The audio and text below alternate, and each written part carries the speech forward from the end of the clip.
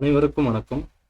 பிப்ரவரி 22, 2025 post market report. நான் SEBI register advisor கிடையாது. இது பயிற்சிக்கான காணொளி. எந்த ஒரு பரிந்துரையும் நான் வழங்குவது இல்லை. வாங்க வீடியோக்கு போகலாம். நீங்கள் பார்த்தீங்க அப்படின்னா நிஃப்டி ஓப்பன் ஆகிட்டாங்க. ஓப்பனுக்கு மேலே நம்மளுக்கு ஒரு ஆவரேஜ் பாயிண்ட் வந்து ஒரு 200 பாயிண்ட் ரெகுலராக கொடுத்துட்ருக்காங்க அப்படின்னு நம்ம சொல்லியிருந்தோம். இன்றைக்கி ரேஞ்ச் சுருக்கமாக இருக்குது. அப்போ இந்த ரேஞ்ச் சுருக்கமாக இருக்கிறப்பலாம் ஆப்ஷன் பையர் அடுத்த நாளுக்கான ஆயத்தமாக இருக்கணும். என்னன்னைக்கெலாம் ரேஞ்ச் சுருக்கமாக இருக்கோ அந்த ரேஞ்ச் நாளைக்கு ஃப்ரைடே வேறு ரேஞ்சு பெருசாக இருக்கிறதுக்கான வாய்ப்புகள் இருக்கும். இது சரி, இது நீங்கள் செக் பண்ணி பார்த்தா நல்லாவே தெரியும். இப்போ பார்த்தீங்க அப்படின்னா ஓப்பனுக்கு மேலே தான் மார்க்கெட் நின்று இருக்காங்க. ஓப்பனுக்கு மேலே நின்று ஒரு சைடு வேவாக கொண்டுட்டு போயிருக்காங்க. அது இன்னைக்கு 0-0 இதில் வேறு ஆப்ஷன் பையராக இருந்திருந்தாங்க அப்படின்னா ஒரு ஸ்டார்டிங்கில் இந்த மூமெண்ட்டில் இருந்திருந்தாங்க அப்படின்னா ஒரு ஆப்ஷன் பையர் வந்து ஜெயிச்சிருக்கலாம்.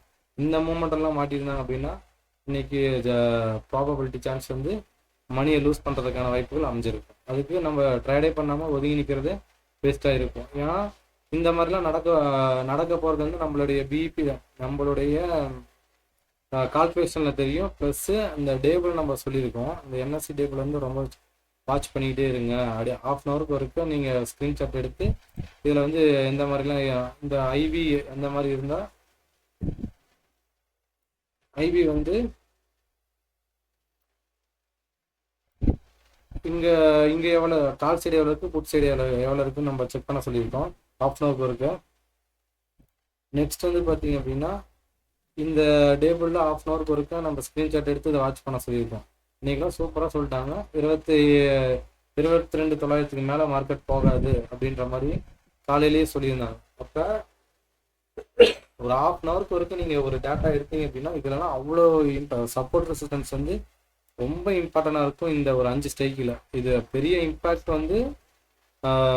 இம்பாக்ட் கொடுக்கறதுக்கும் வாய்ப்பு இருக்கும். இல்லை மார்க்கெட்டில் ரேஞ்சே இருக்காது, அதில் தான் ரேஞ்சு அப்படின்னு சொல்கிறதுக்கும் இந்த 5 ஸ்ட்ரைக்கு நம்மளுக்கு போதும். இந்த அஞ்சு காலம் இதெல்லாம் ரொம்ப ரொம்ப இம்பார்ட்டன்ட். இந்த ஓப்பன் இன்ட்ரெஸ்ட் தான், இது ஓப்பன் இன்ட்ரெஸ்ட் தான் ஒய் தான் இது.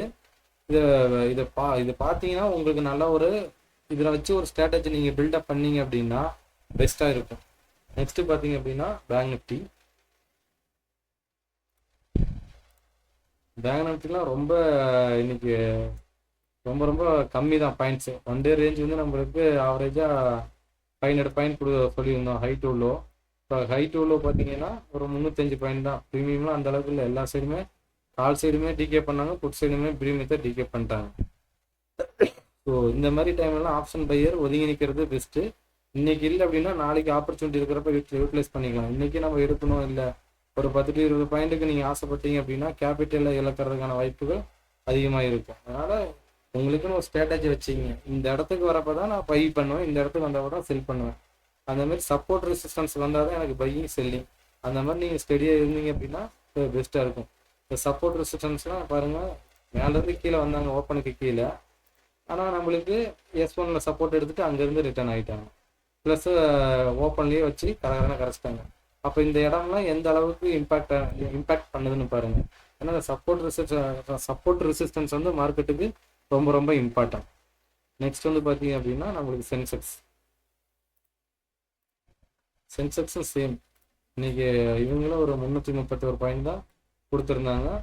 லோ டு ஹை பார்த்தீங்க அப்படின்னா 331 பாயிண்ட் தான். பட்டு சரி,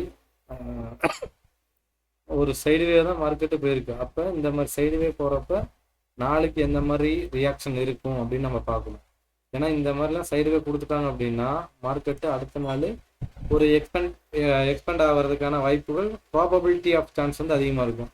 அப்போ அந்த சப்போர்ட் ரெசிஸ்டன்ஸு ரொம்ப ரொம்ப இம்பார்ட்டன்ட். இந்த சப்போர்ட் ரெசிஸ்டன்ஸு ரொம்ப ரொம்ப இம்பார்ட்டன்ட். நாளைக்கு வந்து வேறு மாறும்.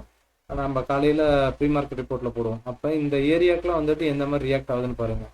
இந்த கேண்டில் வந்துட்டு நம்மளுக்கு S1ல் சப்போர்ட் எடுத்துகிட்டு தான் S1 நியரஸ்ட்டாக வந்து கீழே வந்துட்டு ஃபேக் பிரேக் கொடுத்துட்டு மேலே போயிட்டாங்க.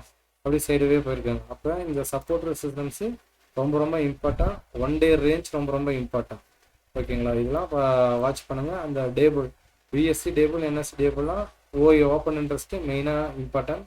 நம்மளுக்கு இந்த ஸ்ட்ரைக் வச்சு கால்குலேஷன் சொல்லித்தரோம். அதில் வந்து இது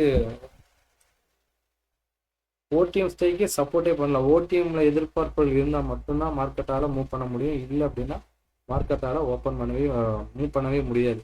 அப்போ அந்த ஓடிஎம் ஸ்டேக் வந்து நம்மளுக்கு சப்போர்ட் பண்ணாதனால இன்னைக்கு நம்மளால ட்ரேடே எடுக்க முடியல.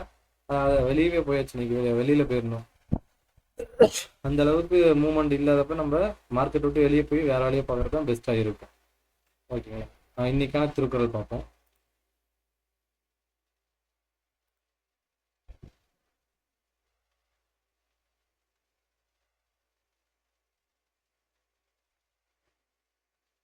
நன்றி, வணக்கம்.